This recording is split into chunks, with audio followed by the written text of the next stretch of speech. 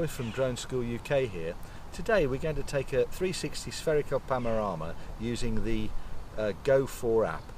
The Go4 app controls the Mavic 2 Zoom and Mavic 2 Pro, and within that software you can take a spherical panorama.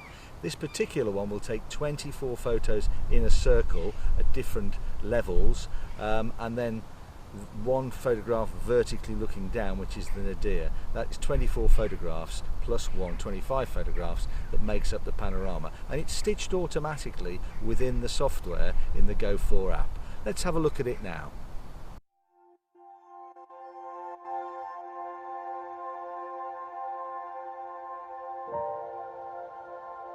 Take off. The home point has been updated. Please check it on the map.